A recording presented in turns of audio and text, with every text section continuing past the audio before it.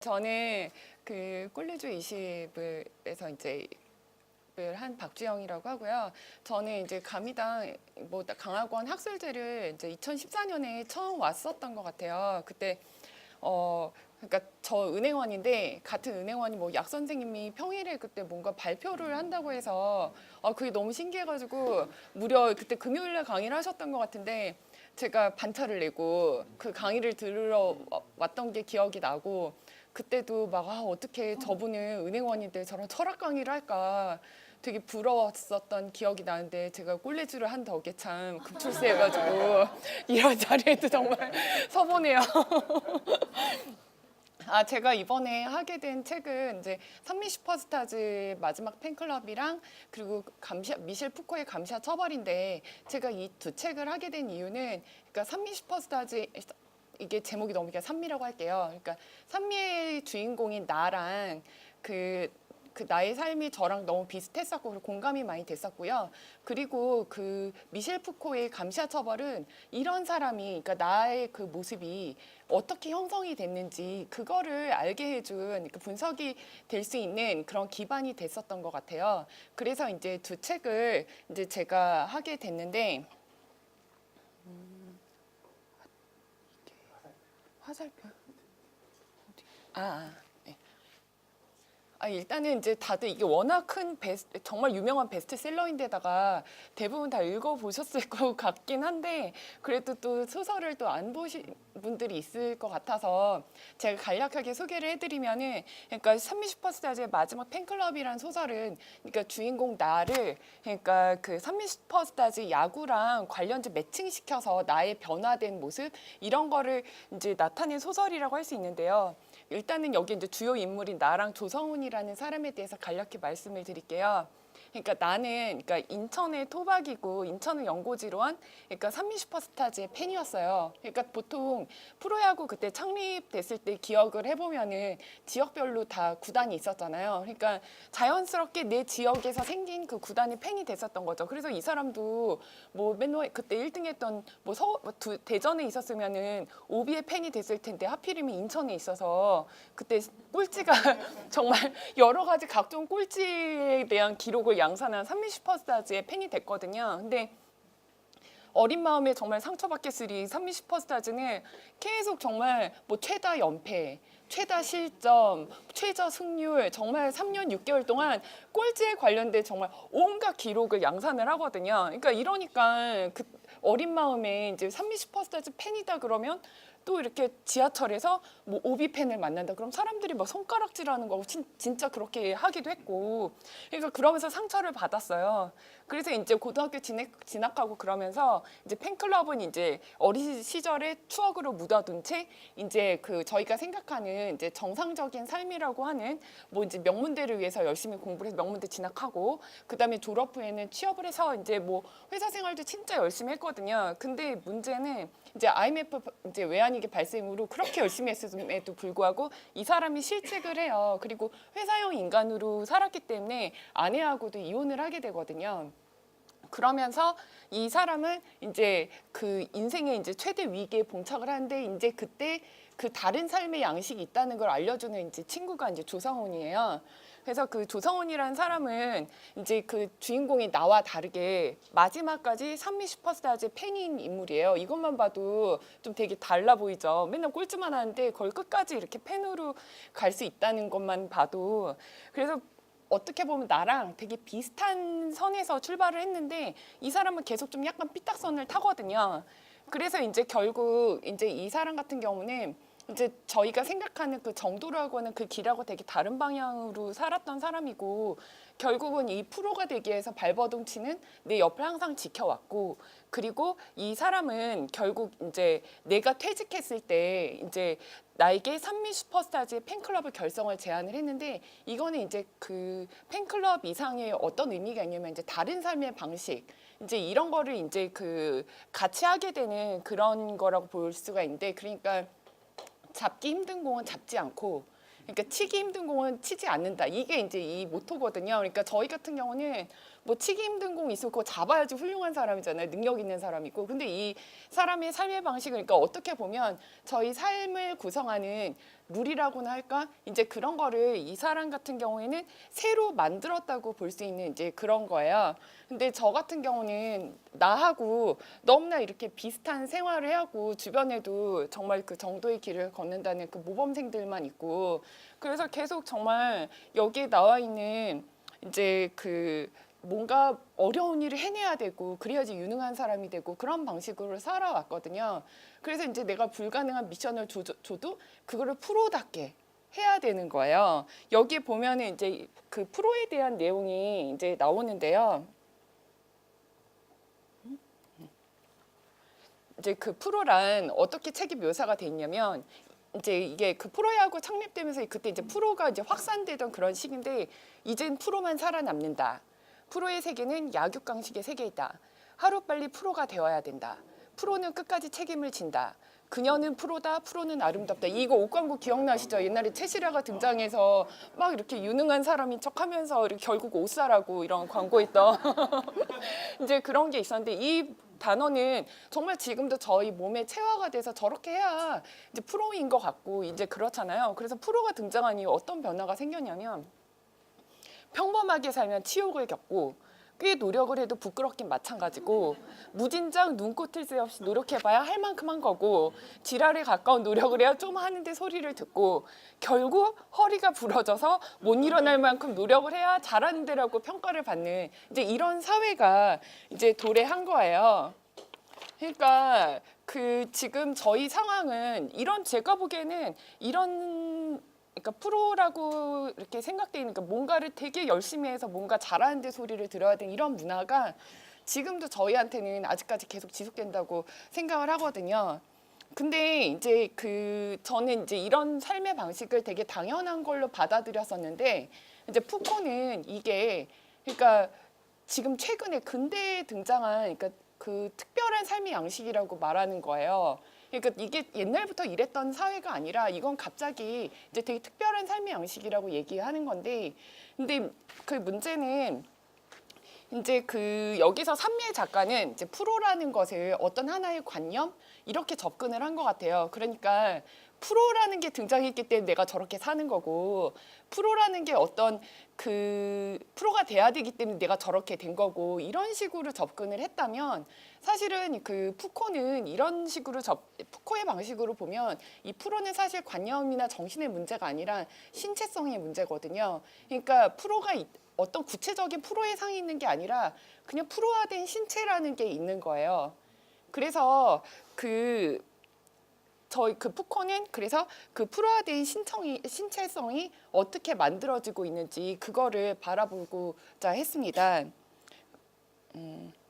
산미에서 그 말하는 이제 프로 어떻게 보면 프로화된 신체는 푸코식으로 말하면은 이제 순종적인 신체라고 볼 수가 있는데, 그러니까 그 푸코가 말하는 순종적인 신체는 그러니까 규율 권력을 통해서 생산된 것이라고 할 수가 있고, 그러니까 복종시킬 수 있고 쓰임새가 있고 변화시킬 수 있고 어떻게 완전한 어떤 것으로 만들어낼 수 있는 이제 그런 신체를 의미하거든요. 근데 저희는 순종이라고 하면 어떻게 생각을 하냐면 권력이든 뭐 상사 아니면은 뭐 왕 이런 사람들이 저희를 복종하게 하는 이제 그런 방식으로 생각을 하는데 사실 순종이라는 것은 그런 단순한 의미가 아니에요. 그러니까 순종은 규율 권력을 통해서 신체를 그러니까 독특한 방식으로 생산할 수 있다는 그러니까 신체를 어떤 독특한 방식으로 생산하는 그런 것을 의미하거든요. 그래서 규율 권력은 그러니까 사람의 힘을 감소시키기 위해서 어떤 걸 이렇게 사람을 이렇게 묶어두는 게 아니고 사람의 전체적으로는 신체의 힘을 증가시키면서 독특한 방향으로 활용시키게 할 수 있는 거거든요. 그래서 푸코는 또 뭐라고 얘기를 하냐면 유용성이라는 경제적 관점에 따르서 보면은 신체적 힘은 증가하지만은 그 복종이라는 정치적 관점으로 보면은 힘을 감소시킨다.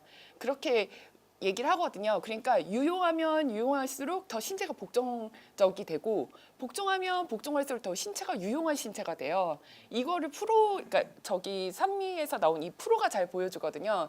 그러니까 프로는 업무적으로 되게 유능해요. 근데 회사나 뭐 어디서 보면은 되게 복종적, 능동적으로 막 복종을 해가지고 뭔가를 막 이뤄내고 이러는 신체거든요. 그러니까 그 사실 회사에서 보면은 이게 일을 잘하는데 반항적이야. 막 상사가 시켰는데 뭐라고 막 반대 의견 얘기해. 이런 사람은 프로라고 이렇게 얘기를 못 들어요. 일단은 기본적으로 알아서 해야 돼. 알아서 막 눈치껏 이렇게 잘해야 되고 이래야지 프로거든요. 그러니까 이 프로는 그 아까 푸코가 얘기한 그 순종적인 신체를 잘 보여주는 상이고, 그렇다고 이제 아마추어라고 해서 뭐 순종적인 신체가 아닌 거냐, 그건 아니에요. 왜냐하면 그 경제적 유용성으로 프로에 비해서도 못 미쳐서 아마추어지, 어떻게 보면은 아마추어도 둘 다 똑같은, 그러니까 어떻게 비슷한 순종적인 신체라고 이렇게 볼 수 있습니다. 그러면 그 이 순종적인 신체는 어떻게 만들어졌는지 그거를 보면은요. 이제 4가지 과정을 통해서 순종적인 신체가 양산된다고 푸코는 분석을 했어요. 그래서 첫 번째 이제 그러니까 공간의 배치, 두 번째 활동의 통제, 세 번째 시간의 자본화, 네 번째로 힘의 조립이 있는데, 먼저 공간의 배치에 대해서 알아보겠습니다. 그러니까 그 규율 권력은 처음에 이제 공간에서의 개인의 분할이 착수를 하게 되거든요. 근데 이 장소는 폐쇄적이어야 돼. 폐쇄적인 게 필수적이어야 돼요. 그러니까 예를 들면 학교, 공장, 뭐 기숙사 이런 거 생각하시면 돼요. 그러니까 이런 데는 타자에게는, 그러니까 외부인에게는 되게 이질적이면서 자체적으로 닫힌 공간이거든요. 그러니까 이런 공간에 들어가려면은 저희가 뭐 출입증이 있어야지 들어갈 수 있고, 아니면 신분 확인을 통해서 허가를 받아야지 들어갈 수 있는 공간이거든요. 그리고 이 공간은 되게 유연하고 섬세하게 이렇게 재구성이 돼요. 그러니까 예를 들면은 지금 제가 이거는 이제 사무실 배치를 제가 이제 사진을 따온 건데, 이제 여기서 보면은 저기 뒤에 창 4개 있는 이쪽 자리가 아마 제가 보기엔 팀장들 자리일 것 같아요. 이건 좀 약간 소규모긴 한데 저희 회사만 해도 딱 들어가면 앉아있는 걸 보고서 직급을 다 알 수 있거든요. 일단은 팀장님 자리에서 팀원들을 다 이렇게 조망할 수 있는 그런 자리에 있고, 그리고 저희 끝에서부터 직급이 낮은 순서대로 이렇게 낮은 사람이 제일 바깥에, 안쪽으로 갈수록 이제 높은 사람, 이렇게 이런 식으로 배치가 돼 있거든요. 근데 최근 신문에 보니까 자율좌석제도 도입을 하더라고요. 그러니까 이렇다고 해서 이게 뭐 이 지금 현재 공간에 배치해서 이제 좀 자유로워진 것이냐, 그게 전혀 아니에요. 왜냐하면 이게 경제적으로 유용하기 때문에 그렇게 하는 것이지, 그러니까 자율자석제를 하더라도 서로 상호 감시도 할 수 있고 내가 나를 감시를 할 수도 있는 거고, 그렇기 때문에 그 자율자석제를 한다고 해도 이것도 섬세하게, 더욱 섬세하게 이렇게 관리가 되고 있다, 이렇게 보시면 될 것 같아요. 그리고 이 배치에서 가장 중요한 건 뭐냐면은 서열인데, 저희 이 대학 서열 종결판이라고 옆에 보이시죠? 이거 너무나 이렇게 수능 끝나고 나면 이제 등장하는 이제 그런 것들인데, 그러니까 서열은 너무나 잘 아시겠죠? 어떤 분류나 등급 안에서 이제 사람이 차지하는 그 위치거든요. 그러니까 가로줄하고 세로줄에서 만나는 지점. 그리고 이거는 이제 이 단계와 단계 사이에 이제 간격이 있어야 돼요. 그러니까 이걸로 하자면은 대학과 대학 사이에 수능 점수 차가 있겠죠.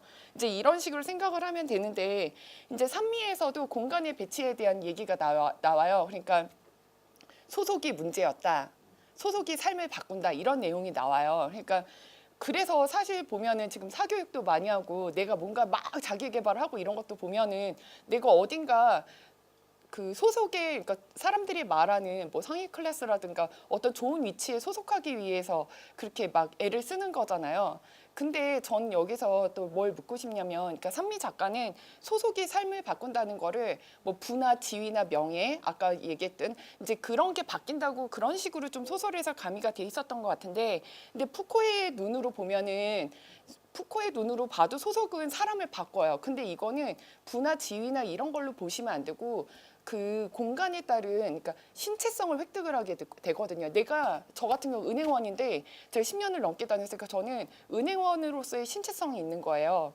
왜냐하면 계속 거기를 다니기 때문에 이게 어쨌거나 그 뭐 정도의 차이는 있지만 그 공간을 다닌 사람은 그 지역 그 장소에 따른 신체성을 획득하게 되거든요. 그렇기 때문에 그 공간적 그 소속이 삶을 바꾼다는 게 이제 저희는 이제 그 뭐 부나 명예나 이런 거다 이렇게 생각하기보다는 이제는 아 내가 이 공간을 통해서 신체성을 획득하게 됐구나 이런 걸 좀 생각을 하셔야 될 것 같습니다. 그리고 두 번째로는 이제 활동의 통제인데 그 이제 폐쇄된 공간에서 활동을 통제하는 게 이제 중요하거든요. 이거는 시간표나 이제 계획서를 통해서 시간을 경제적으로 유용하게 재구성하는 거예요. 그러니까 지금 옆에 이제 새학기부 생활계획표 제가 이렇게 따왔는데 얘는 보니까 너무 놀아보니까 그래서 어렸을 때 그러니까 학교 다닐 때는 이제 수업 시간표를 이제 작성을 했고 이게 주어졌고 방학 때 보면 저도 그때는 아무 생각 없이 했는데 항상 1학년 때부터 방학이 되면 저런 생활계획표를 이렇게 동그라미 그려가지고 만들었던 게 기억이 나거든요. 그러니까 이걸 물론 안 지키겠지만은 그래도 이거를 계속 만들어서 제출한다는 거는 이런 뭔가를 이렇게 계획을 세우고 시간을 통제하는 그런 신체성을 저희가 획득을 한다는 거거든요. 그렇기 때문에 저희는 이렇게 계획을 세우고 이런 거에 되게 익숙해요. 그러니까 회사에서도 뭐 주간 업무, 월간 업무, 연간 업무 뭐 맨날 뭐 계획 세우고 뭐 실적 체크하고 그리고 회사를 다니지 않더라도 그러니까 프랭클린 플래너라고 이제 잘 아실 텐데 이게 시간 관리에 제일 좋다고 이제 사람들에게 되게 유명한 건데 이거는 그냥 일반 사람들도 그냥 자기가 알아서 구입을 해서 막 그걸 관리를 하거든요. 이제 이런 것도 그 활동의 통제라고 볼 수가 있어요. 그래서 규율은 이제 긍정적인 관리를 목표로 하고 경제적으로 시간을 어떻게 이용하느냐 이걸 이제 원리로 삼는데 그러니까 저희가 또 계속 이제 주의해야 되는 게 규율 권력이라고 하는 게 부정적으로 생각하시면 안 돼요. 규율 권력은 긍정적인 관리라고 말씀드렸잖아요. 이걸 못하게 하는 게 아니라 뭐를 자꾸 하게 만들고 뭐를 잘하게 만들고 이런 방식이거든요. 그래서 그 규율 권력에서 그래서 그 제한된 시간 안에 뭔가를 하고 잘하고 이게 중요한 거예요. 그리고 이제 그래서 중요한 게 뭐냐면 그러니까 뭐 그러니까 훈련을 통해서 이제 어떤 정해진 동작이라든가 그 모범적인 뭐 태도 이런 거를 획득하는 게 중요하거든요. 왜냐하면은 어떤 그 시간 안에 뭘 잘하려면은 잘하는 방식이 있을 거잖아요. 그러니까 그런 거를 훈련을 통해서 획득을 해야 되는 거예요. 그래서 예를 든 게 저희 연필 잡는 법인데 저희 초등학교 들어가면은 저도 기억이 나는데 선생님이 이제 연필 잡는 것부터 배우잖아요. 글씨 잘 쓰라고 한 건 잘 알겠어요. 근데 저도 기억이 나는데 이거 잡는데 이렇게 선생님한테 맞았어요. 잘못 잡았다고. 이제 그런 식으로 저런 식으로 이제 훈육이 되는 건데 물론 저는 이제 저 방식을 썼음에도 불구하고 엄청난 악필이 되었는데 뭐 어쨌거나 그 저희는 이게 그 연수든 뭐든 어떤 그 좋은 이름을 트레이닝이라는 명목으로 이제 그 저희가 계속 뭔가를 잘할 수 있도록 이렇게 그 활동의 통제를 받는다 이거를 그 이해하셨으면 될 것 같고요. 그러니까 시간 계획표랑 아까 말씀드린 그 훈련을 통한 뭔가의 그 이렇게 잘할 수 있는 기술의 습득, 태도 뭐 이런 걸 통해서 인간은 기계적인 신체의 외양을 획득하게 됩니다. 그 다음에 이제 세 번째로는 시간의 자본화인데요. 그러니까 규율 권력은 시간이 그러니까 어떤 목표를 지점으로 해서 이렇게 지향해서 가는 직선적인 시간을 출현시키거든요. 이 시간은 그러니까 진화적인 시간이에요. 이건 저희한테 되게 익숙한데 이게 뭔가 계속 발전하는 시간, 뭔가 성장하는 시간 이런 거 저희 되게 익숙하잖아요. 그리고 이 시간은 되게 규격화된 시간이고 모두에게 동일해요. 저희 그냥 10분이면은 모두에게 동일한 10분 이렇게 생각을 하잖아요. 그리고 이 시간은 분할이 가능한 시간입니다. 이거를 이제 저희는 너무 시간이 당연하다고 이렇게 인식을 할 텐데 동양적인 시간이랑 비교를 해보면은 자축인묘 신유술에 자축인묘 진사오미 신유술에 제가 너무 생각하시면은 이게 만약 묘시면은 뭐 어떤 사람한테 재성, 어떤 사람 인성으로 작용할 수 있잖아요. 그러니까 모두에게 동일한 시간은 아니에요. 그리고 60갑자 생각해 보시면 이게 60년마다 한 번씩 다시 돌아오잖아요. 순환적인 시간이에요. 그러니까 우리는 그걸 되게 잊고 살았는데 너무 직선적인 시간에 익숙하다 보니까 이렇게 비교를 하면은 저희가 어떤 시간 체제 속에서 살게 되는지 이해를 하실 것 같은데 그래서 이 분할된 시간을 통해서 보통 어떤 식으로 작용을 하냐면 목표를 부여하고 그거는 다 시험이나 평가로 이렇게 마무리가 돼요. 그러니까 어떤 단계를 지나면은 그 다음 단계로 갈 수 있고 이게 뭐 건너뛰고 이런 거는 불가능한 거예요. 제가 여기 이제 도표에 많이 이렇게 예를 들었는데 뭐 사원에서 대리되는데 뭐 이제 만약에 규정이 3년이다. 그러면 그 안에 아무리 유능해도 그 3년을 채워야지 저 대리로 갈 수가 있는 거고 저기 문제도 뭐 1단계가 끝나면 1단계를 끝나고 시험을 합격해야 그 다음에 뭐 2단계로 넘어가는 이건 저희한테 되게 익숙한 방식인데 이것도 다 근대에 들어왔다 이렇게 생각하시면 될 것 같아요. 그래서 저희가 어릴 때부터 뭐 나이대별로 해야 된다는 것들 있잖아요. 이런 것들을 하는 거는 자체가 그 시간의 자본화에 되게 충실하게 살고 있다는 것으로 생각하시면 될 것 같습니다. 그 다음에 네 번째 이제 힘의 조립인데, 그러니까 이거는 그 길들인 신체를 어떻게 묶고 배치하느냐의 문제거든요. 그러니까 규율은 단지 신체를 배분하고 그곳으로부터 시간을 추출하여 축적하는 그런 기술에서만 멈추는 게 아니고 더 나아가서 이것들을 힘을 조합을 해서 이것들을 효율적인 장치를 마련하는 그런 기술이거든요. 그러니까 이때는 그러니까 신체의 용맹이나 힘 같은 건 중요하지 않아요. 그러니까 신체의 위치, 신체 간의 거리, 그리고 이제 훌륭한 뭐 질서 이런 게 중요해요. 그러니까 저희가 이렇게 얘기하면 잘 와닿지 않을 텐데, 그러니까 예전 제가 지금 유목가제국 뭐 세미나에 저 몽고를 보고 있는데 거기에 보면 정말 신체적으로 용맹하고 힘이 센 이런 무사들이 많이 등장을 하는데 진짜 근대에서는 볼 수 없는 그런 신체성을 갖고 있거든요. 근데 저희 같은 경우는 그런 사람들이 여기 있으면 뭐 그 힘의 조립에서 그렇게 도움이 될 것 같진 않아요. 그래서 신체적인 그 신체가 차지하는 위치라고 하는 뭐 학벌이나 자격증 이런 게 중요하니까 사람들이 자꾸 이제 그거에 이제 목을 매는 거고 그런 것 같거든요. 그래서 이 그 힘의 조립에서는 그러니까 개인한테 최대한의 힘을 끌어내서 이걸 사람과의 시간에 조정을 해서 가장 이렇게 바람직한 성과를 내는 것 이게 가장 중요합니다. 그래서 이 시기에 등장한 게 분업이에요. 그러니까 분업이라고 하면 저희가 이렇게 공장 제가 사진을 올려놨는데 사실 이 공장 사진으로만 이제 분업을 저희가 생각을 하는데 사실 이 분업이라는 건 더 세련되고 그 세심하게 진행이 되고 있거든요. 그러니까 예를 들면은 이제 제가 만약에 미국에 있는 회사에 서비스나 상품을 구매를 했는데 이게 마음에 안 들어서 콜센터로 전화하면 인도에가 받아요. 인도에 콜센터 있잖아요. 그리고 저희 금융업에서도 프런트나 약간 더 이렇게 좀 중요하다고 생각하는 돈 많이 받는 일은 이제 그 금융 중심지에서 하고 백오피스 자금이 왔다 갔다 하는 이런 건 다 거의 다 인도에 있거든요. 물가가 싸니까. 뭐 이런 식으로 분업이 되게 다양하게 돼가고 있고 그리고 분업이 되기 때문에 이제 옛날 같은 경우는 모든 걸 조금씩 적당히 아는 그러니까 제너럴리스트가 중요했다면 지금은 스페셜리스트의 시대거든요. 그래서 그 변호사도 옛날에 모든 걸 담당했던 것 같은데 제가 여기 검색하다 깜짝 놀란 게 마약 변호사 이런 게 있어가지고 마약 사건만 전담하는 변호사가 있고요. 이거 보니까 요즘 성희롱 문제가 많이 생겨서 그런지 성희롱 전담 법무법인도 있더라고요. 그러니까 엄청나게 그 분업이 돼가고 있고 그리고 제가 찾다 보니까 무슨 정리수납 전문가 그리고 또 봤던 것 중에 빵 터졌던 게 그러니까 떡 케이크 장식 전문가 뭐 진짜 별 전문가가 다 있더라고요. 그러니까 그만큼 이 분업이 되게 세심하게 전문가를 양성한다는 이름으로 이렇게 이루어지고 있다. 이렇게 보시면 될 것 같아요. 그러면 이렇게 해서 이제 순종적인 신체로 만들어졌는데 그럼 우리는 어떻게 해야 되는 거가 이런 질문이 생길 수 있잖아요. 근데 저는 이거를 이제 그 저번에 강의를 하면서 너무 이제 피해자 그러니까 그 순종적인 신체로 길들여졌다 이런 식으로 피해자로 이렇게 생각한다는 이제 지적을 받았었는데 이번에 또 같은 지적을 받았거든요.